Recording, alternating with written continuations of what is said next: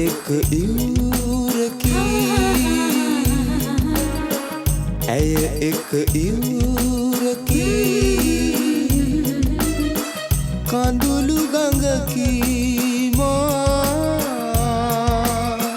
දෙගොඩ තලා ගිය කඳුළු ගඟකි මා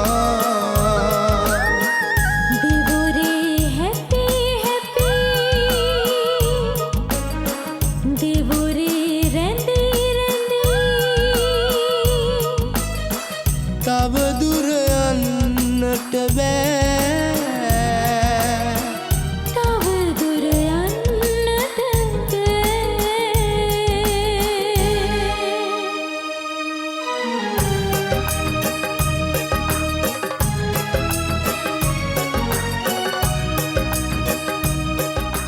ගෑනු ළමයි ලස්සන වෙන්නේ පෙනුමෙන් විතරක් නෙවෙයි ඔයා හොඳයි හැම පිරිමියෙකුටම වඩා හැබැයි මගේ තාත්තා තරමට නම් නෙවෙයි වසන්තය නිමාවි මගෙන් ඔබ දුරස් වී ඉතින් හමු නොවේ අලි ගතින් මෙන් වෙලා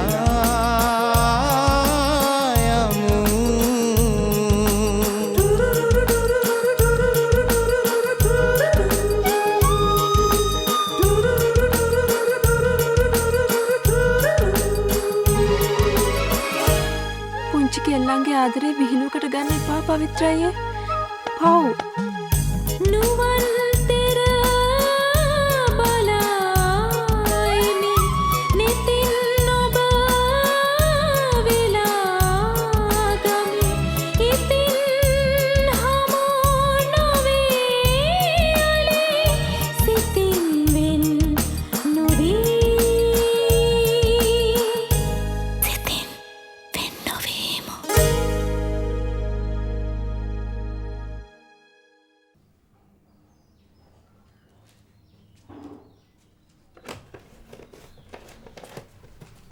කෑම ටික රත් කරලා තියලා මේ කුස්සිය ටික කස්පස් කරලා දාන්න.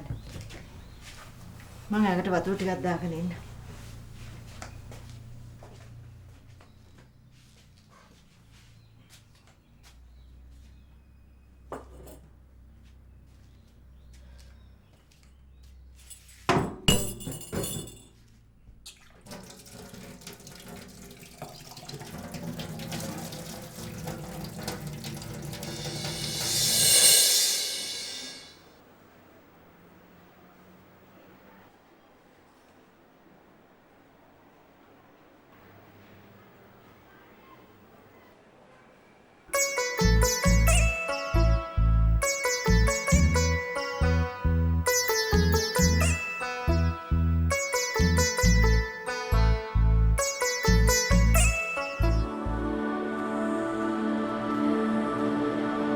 शमाल का कोई दे में लाइब्रेरी आओ ये මොකද පොප්ලිනියාර දෙකක් ගන්න තියෙයි දන්නේ නේද ඇත්තමයි ලයිබ්‍රරි ආවකම තා මොකටදත් කියලා අහනවා හෙට නිල් නෙතල එනවා අපේ ගෙදර ලන්ච් එකට පවිත්‍රායියත් එන්න බලමුකෝ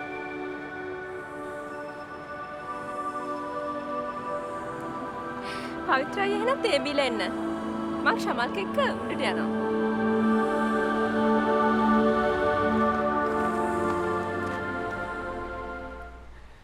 මන් දන්න තරමින් නම් මල් වලට වතුර දාන එක ගැස්සෙන තරම් හේතුවක් නෙවෙයි.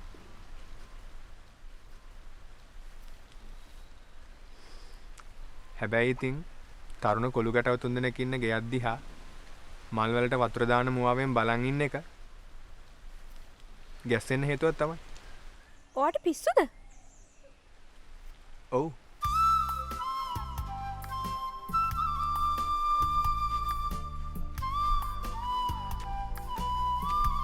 හැබැයි බරපතල විදියට නන් නෙවෙයි. බොහොම සිනිඳුවට. ටිකක්.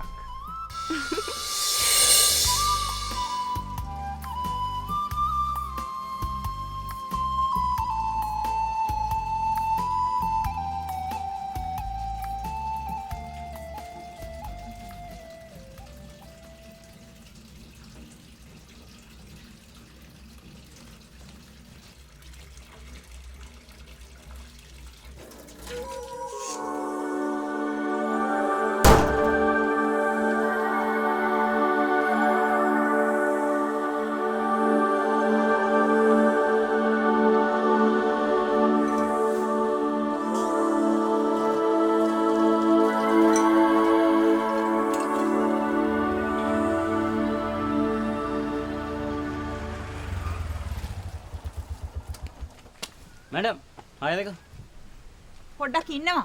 මම යන්නේ ඉස්සර දොරින් ගිහලා පිටිපස්සෙන් පැනලා යන්න නෙමෙයි. යන්නෙත් ඕකෙම තමයි.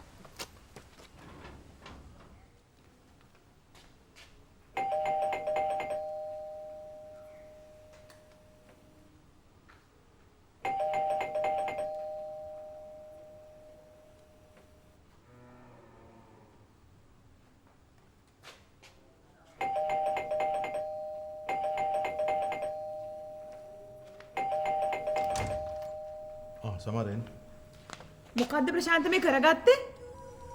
කරගත්තේ කියන්නේ මම කසාද බැඳලා ලොකු ළමයි ඉන්න තාත්තා කෙනෙක් කියලා දැනගත්තාම ඔයාගේ මමී ඩැඩි මම නොහිතපු විදිහට කලබල වුණා. ඔයා බැඳපු කෙනෙක්ගේ කතාව ඇදුනේ කොහොමද? ආයේ අහන්නේ කියන්නේ මොකද්ද? ඔයාගේ අම්මයි ඩැඩි එනකොට මම හිටියේ උඩ. දෙනුව නාවේ දොර අරින්න කියලා. ඉතින් තාත්තේ මේ කවුද ඇවිල්ලා කියලා කෑ ගැහුවෙන් පස්සේ ළමයා තව මොනවද ඉතින්?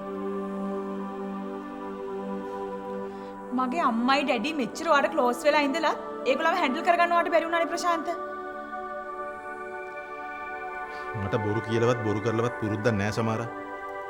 ඒකින්ද තමයි ඔයාගේ මමීටයි ඩැඩිටයි මේක කලින් කියන්න හැදුවේ මම. ඔයා කවදත් කොන්ද පණ තියෙන මිනිස්සෙක් වගේ මේ ප්‍රශ්නෙට මුහුණ දුන්නේ නැහනේ. මං ආවේ කියලා යන්න.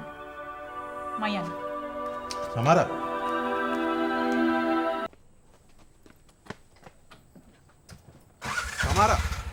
සමහරා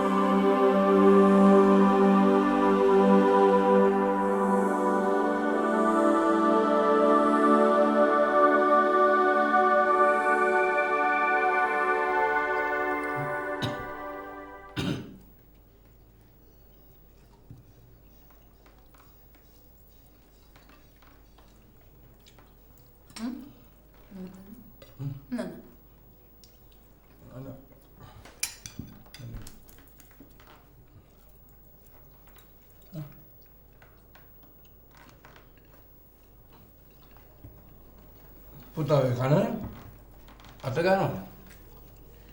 මොක කරන්නත් අපි කාලා බිල ෆිට් එකේ ඉන්න බෑ. නැත්නම් කන්න තියා හුස්ම ගන්නවත් මට හිත හදාගන්න බෑ සමහරකගේ තාත්තේ. පුතා බය වෙන්න එපා. මම මගේ සබ්බ සකල මනා වේදන් කළායි කීර්ති මාත්‍ය වඩ දාන්න. එක්තරේ. නෙමෙන්න. ඉතින් කීර්ති මාත්‍ය මොකෝ පිටගෙන ඉක්ක? නේ. මාළු කරා. ඒ බලන්නේ ඔයාම කන්න බෙදන්න ඕන උඹට.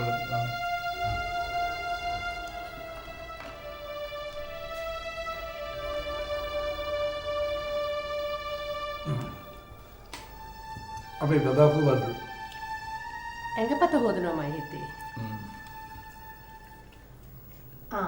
මේ සර් අපේ බබා කිව්වා බබා එනකන් නොකා ඉන්න කියලා. අනේ මං ඉඳලා මෙයි මොකෝ මේ බත්ති කසකක ඉන්නේ කියලා.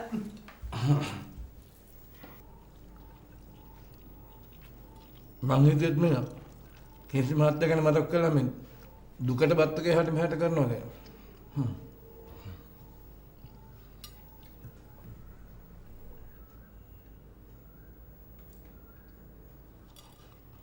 අපේ බබා වෙද්දි කාපුව දිරවලදී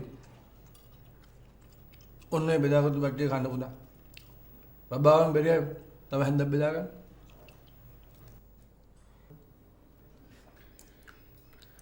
අනේ මේ මොකෝ නෙමේ. බඩගිනි නෑ ශවන්ත ගන්න. රාමින කලින් ගෙදර යන්නත් ඕනේ. මොන ප්‍රශ්න තිබුණත් හෙට පන්තිය මග අරින්න බෑ. මගෙන් එන්න ශවන්තගේ තාත්තා. ශවන්තට කියන්න මම ගියා කියලා. අනේ එහෙම හොතද? නෑ ශවන්ත. මේ සෙන්ටිනෝ මාතෝ කාලේ ගෙදර යන්න පුගිලා. අනේ යනකෝ. නෑ විනාරණ.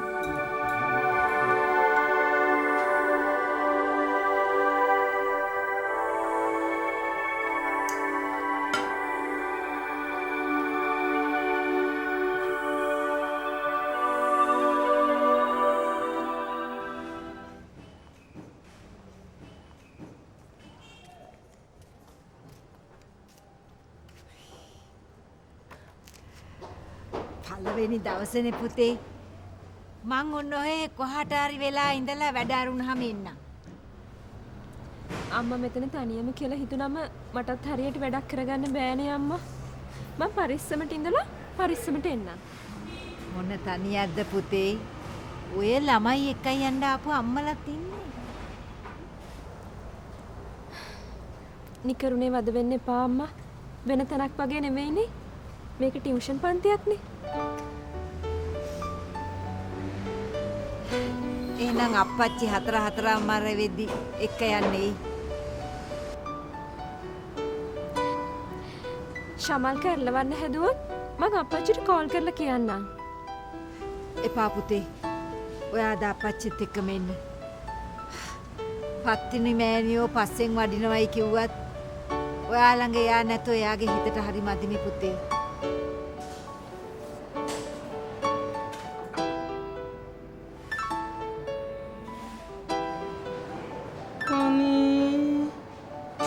ඔන්න දරු.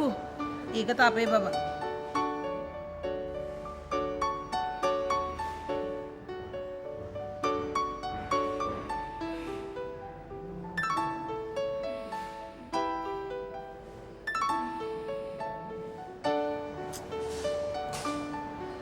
යකාගේ හැටියට කියනවනේ විමානේ පහළ වෙන්නේ. මගේ හැල්සන්ගේ හැටියට ඔය බබා හොඳයි.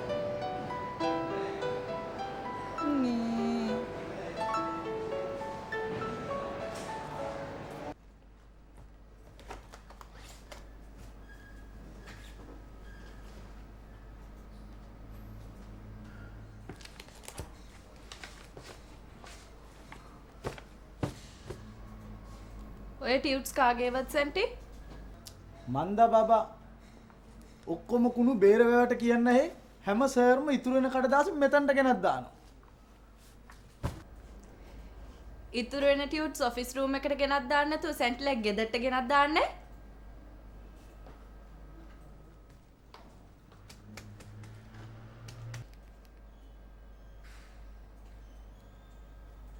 වාව්! හොර බැල්ලි වගේ යන්න යනවා නේද? කතා කරන්නේවත් නැහැ.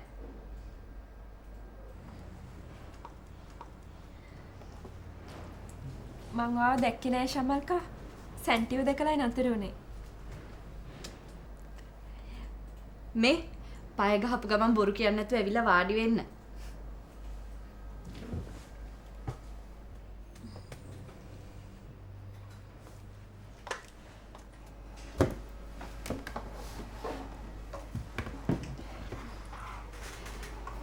ඉතින් අංකල් කිංස්ලිව බලන්න ගියේ නෑ? අප්පච්චි නම් දෙවතාවක් අතර ගියා. අපිට තාම යන්න බැරි වුණා ශමල්කා.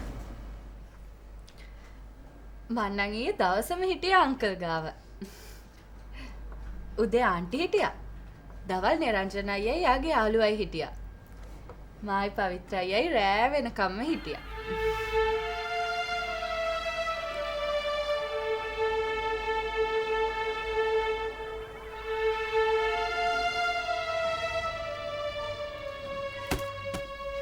ඔයාට අහගෙන ඉන්න තරම් ස්වීට් ස්ටෝරි එකක් නෑ සැන්ටි. කාර් එකට ගිහින් ඔයා සීට් එක කඩාගෙන නිදිය ගන්න.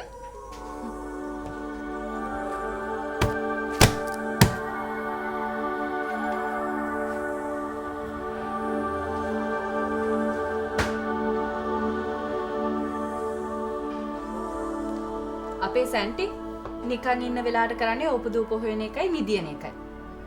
ඒක තමයි යාගේ හොබි එක.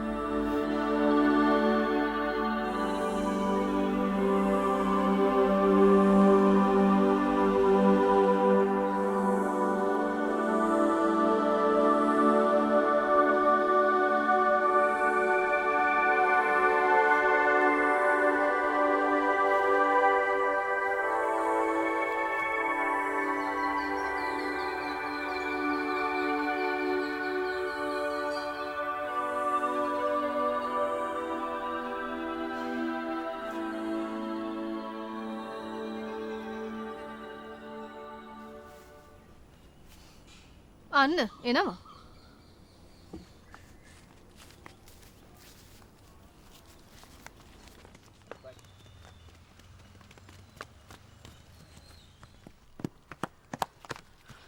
මොකද ළමයෝ? ගෙට ගිහලා බලන්නකෝ වෙලා තියෙන්නේ. ඇයි මක් වෙලාද? මක් වෙලාද තමයි. කියන්න තියෙන දේ කටක් කරලා හරියට කියහල්ලකෝ. මුන්ට අමු කැවිලද කොහෙද? අමු කැවිලා තියෙන්නේ උඩක් පාතක් බලන්නේ නැතුව කොල්ලොයි බල්ලොයි ගෙට දාගන්න අම්මලාට.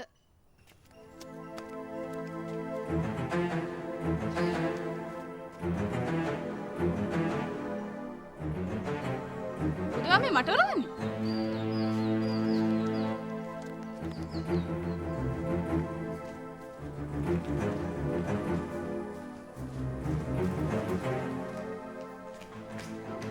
අර කොහෙද යන්නේ? කවුද අනේ දන්නේ? අම්මා!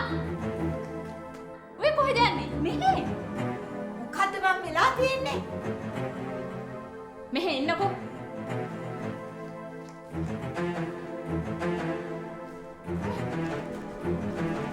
මේ දැන් යාමුදුරනේ. මේ මොකෝ බම් මේ?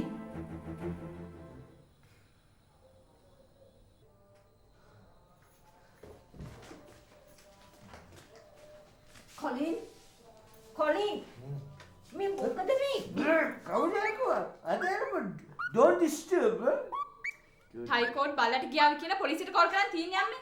ඔව්. මේ මොන මල විකාරයක් දන්නේ මේ?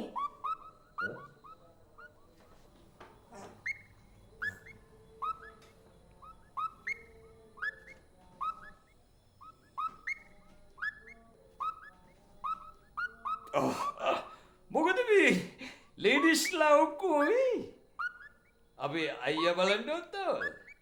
එයා තාම හොස්පිටල් එකේ. කොලින් මොකද මෙහෙ කරන්න කියලා අපිනේ අහන්න ඕනේ. දෙමි අක්කි මොකද්ද මට කියන්නේ?